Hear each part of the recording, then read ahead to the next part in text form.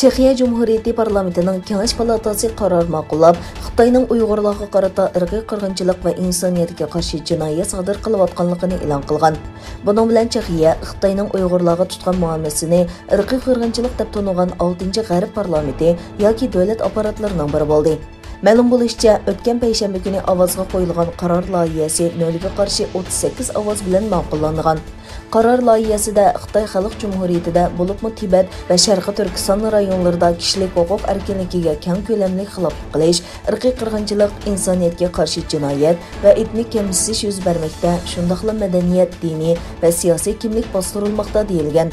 Qaror loyihasida yana Chexiya hukumati 2022-yildagi Beijing qishliq olimpik musobaqasiga diplomatik boykot qilishga chaqiriq qilinib, Chexiya Cumhuriyet hukumati va boshqa siyosiy vakillarining Xitoy Xalq Cumhuriyetidagi olimpik musobaqalarga qatnashish takliflarini rad qilish talab qilingan.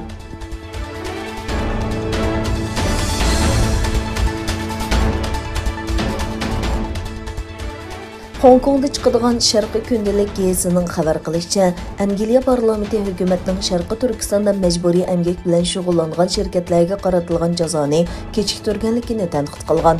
Xabarlarga qaraganda, Angliya hukumati bu yil martda o'zlarining Sharqiy Turkistondagi majburiy emgaki bilan munosabati yo'qligini isbotlay olmaydigan va belgilik vaqt ichida dalil isbot ko'rsatilmagan shirkatlarni jazolanganligini va'da qilgan. Angliya parlamenti 10-iyun hukumatning bu shirkatlarga jinoiy jazo yurgizishni kechiktirganligini tanqid qilgan. Angliyaning savdo, energiya va sanoat strategiyasini nazorat qilish komiteti Angliyaning moda, parcha setish, axborot va texnika shirkatlarining Sharqiy Turkistondagi Xitoy kommunist hokimiyati tomonidan ishlashga majburlangan Uyg'ur musulmonlarining fojiasi bilan bevosita yoki vositalik bog'lanishi mumkinligini o'tirg'a qo'ydi hamda hukumatdan hozirgacha o'zgarmagan shirkatlarni jarimani qo'yish yoki qora tizimga kirgizish orqali jazolashni talab qildi.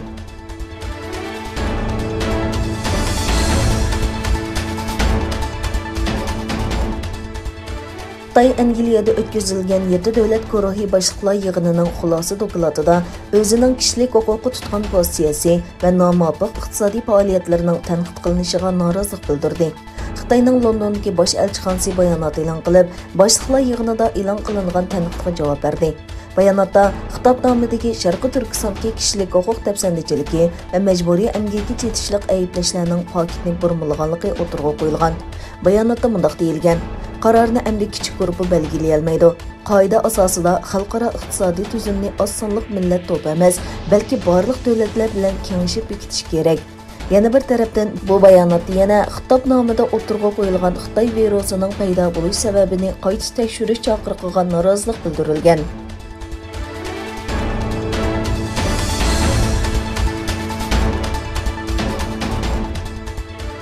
Amerika prezidenti Joe Biden tunji qatim qatnashgan Shimoliy Atlantik ahdi tashkiloti boshliqlar yig'inida 30 kishilik ittifoq tunji qatim Xitoyga kuchli kuchur berdi.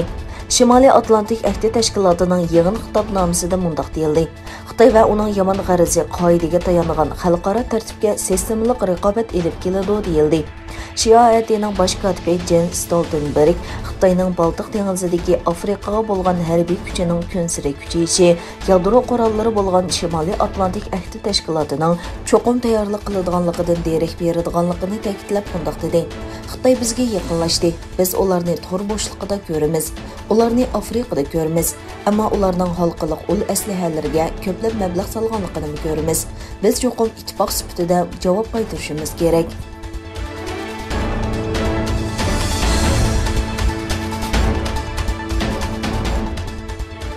Egilinishcha, Xitoyning Xubey o'lkasidagi bir tabiiy gaz liniyasida yuz bergan portlashda o'lganlarning soni 25 ga yetgan. Xitoy taratqullarining xabar qilishicha, yakshanba kuni atdiganda Xubey o'lkasida yuz bergan tabiiy gaz portlashda qazo qilganlarning soni 25 ga, yaralanganlarning soni 138 ga yetgan. Portlash rayoni atrofidagi 913 oila tarqoqlashtirilgan. Qutqizish xizmati va portlashning sababi tekshirish xizmati davomlashmoqda ekan.